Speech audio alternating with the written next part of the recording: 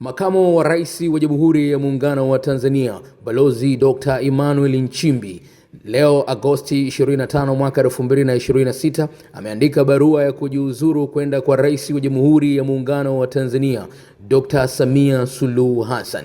Barua hiyo imeeleza kuwa leo tarehe 25 Agosti 2026 nimemwandikia barua Rais wa Jamhuri ya Muungano wa Tanzania, Mheshimiwa Dr. Samia Suluhu Hassan, kumjulisha kuwa nimeamua kustaafu siasa na utumishi wa umma, hivyo nitajiuzuru nafasi ya makamu wa rais wa Jamhuri ya Muungano wa Tanzania kwa kuzingatia ibara ya 50 kifungu cha pili ikisomwa kwa pamoja na ibara ya 149 kifungu cha pili ya katiba kuanzia tarehe 4 Septemba 2026.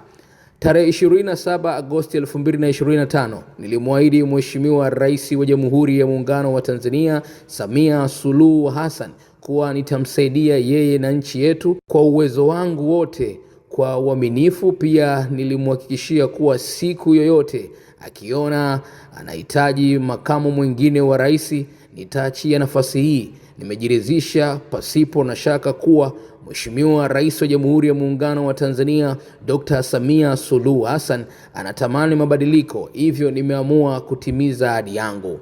Kipekee namshukuru Mheshimiwa Rais na Chama cha Mapinduzi CCM kwa imani yangu. Natumaini nafasi hii pia kuwashukuru Watanzania wote kwa ushirikiano mkubwa mlionionyesha wakati wote niliokuwa katika utumishi wa umma, na wahakikishia kuwa nitaendelea kuwa raia mwema wa Tanzania.